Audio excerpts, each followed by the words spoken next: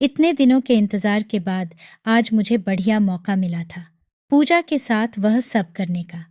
क्योंकि आज मेरी बुआ और फूफा किसी काम से घर से बाहर गए हुए थे।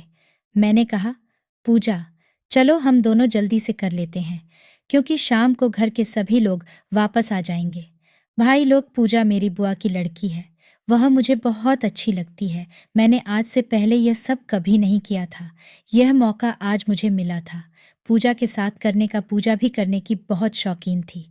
जब मैंने पहली बार पूजा के साथ करने के लिए पूछा था तो उसने मुझे मना कर दिया था। उस दिन जब वह मेरे यहाँ घूमने आई थी, मुझे अकेले करते हुए देख ली थी। शाम को सभी लोग खाना खा रहे थे। खाना खाने के बाद मैं थोड़ी देर के लिए छत पर घूमने चला गया। पीछे से पूजा भी वहाँ आ गई। वह मुझसे बोली, और राहुल, क्या कर रहे हो? मैंने कहा, तो क्या हुआ, हम कौन सा कुछ गलत काम कर रहे हैं? पूजा बोली, लेकिन हम करेंगे कहाँ? मैंने कहा, हम छत के ऊपर चलते हैं और वहीं पर आराम से करेंगे। मैं और पूजा दोनों वहाँ सब करने के लिए सारा सामान ली और छत के ऊपर चले गए। फिर मैं पूजा के साथ करने लगा।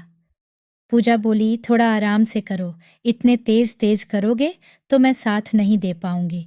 हम दोनों ने करीब 1 घंटे तक मिलकर किया। तुम्हारे साथ करके बहुत मज़ा आया। मैंने कहा, पिंकी, जो मज़ा तुम्हें आज आया है वह तुम बहुत पहले ले सकती थी, अगर उस दिन तुम मेरी बात मान लेती। तो पिंकी बोली, हाँ राहुल, उस दिन मैंने तुम्हारी बात ना मानकर गलती कर दी थी। मैं रोज़ तुम्हारे साथ वो सब करूँगी। शाम के 6 बज रहे थे। बुआ और फूफा घर आ गए थे, क्योंकि हम दोनों यह सब घर के सभी लोगों से छुपाकर करते थे। यह सब करने का आइडिया मुझे किसी और ने नहीं, बल्कि मेरी मम्मी ने दिया था। उस दिन जब पूजा पहली बार में मेरे घर आई थी, तो कुछ दिनों तक मेरे घर पर रुकी दोपहर का समय था। मैं अपने कमरे में अकेले वह सब कर रहा था। मैं दरवाज़ा बंद करना भूल गया। तभी पूजा अचानक से मेरे कमरे में आ गई। मैंने जल्दी जल्दी अपना वह सब छुपाने लगा। पूजा बोली, अरे छुपा क्यों रहे हो? मैंने कहा, पहले तुम बाहर जाओ। तो वह बोली, नहीं, मुझे वो देखना है। मैंने कहा, मुझे यह सब अकेले में करना बहुत अच्छा लगता है। पूजा बोली, अरे तो हम कुछ गलत थोड़ी कर रहे हैं। अगर तुम कहो तो मैं भी तुम्हारे साथ करूं, तो तुम्हें और भी मज़ा आएगा। मैंने सोचा, ये आज पूजा को क्या हो गया है? ये आज मेरे साथ करने के लिए इतनी उतावली क्यों हो रही है? मैंने कहा, अच्छा अभी तुम बाहर चली जाओ, मैं थोड़ी देर में तुम बात करता हूँ, फिर हम वह सब करने के बारे में बात करेंगे। वह बाहर चली गई। मैंने सोचा, वही बात तो सही कह रही थी। अगर वह भी मेरे साथ मिलकर करेगी तो और भी मज़ा आएगा। लेकिन जब तक मम्मी पापा घर में है, पूजा के साथ नहीं कर पाऊंगा। शाम को हम लोग खाना खा रहे थे। पूजा मेरे सामने बैठी थी। मैंने उसे इशारे में छत पर आने को कहा। खाना खाने के बाद मैं छत पर चला गया। मैंने कहा, पूजा, क्या सच में तुम मेरे साथ वह सब करना चाहती हो? मुझे यह सब करने का बहुत मन करता है। रात को जब सब लोग सो जाएंगे तब धीरे से मेरे कमरे में आ जाना, फिर देखता हूँ। रात को मैं अपने कमरे में पूजा के आने का इंतज़ार कर रहा था। धीरे धीरे रात के 2 बज गए। मैंने सोचा शायद वो भूल गई, फिर मैं सो गया।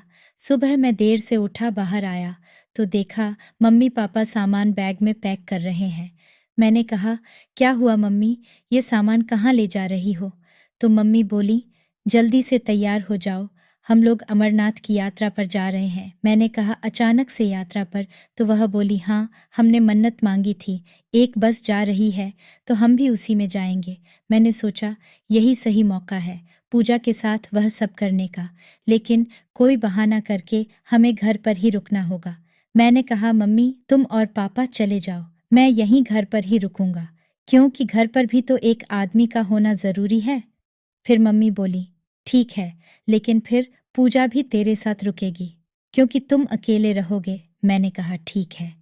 मैं मन ही मन बहुत खुश हो रहा था कि अब तो मैं और पूजा घर में अकेले रहेंगे, बहुत मज़ा आएगा। फिर मम्मी पापा यात्रा पर चले गए। पूजा मुझे देखकर मुस्कुरा रही थी। शायद वो भी इस बात से बहुत खुश थी। मैंने कहा, अब क्या करने का प्लान है? पूजा बोली, प्लान क्या है? चलो अंदर चलते हैं, फिर वह सब करना शुरू करते हैं। फिर मैं उसको अंदर कमरे में ले गया। हमने अंदर से कुंडी लगाई और फिर जमकर किया। थोड़ी देर बाद पिंकी बोली, राहुल, तुम्हारे साथ ऐसा लग रहा है कि जैसे मैं जन्नत की सैर कर रही हूँ। मैंने कहा, अभी कहाँ पिंकी, जब हमारे पास पैसा आएगा तब और भी मज़ा आएगा।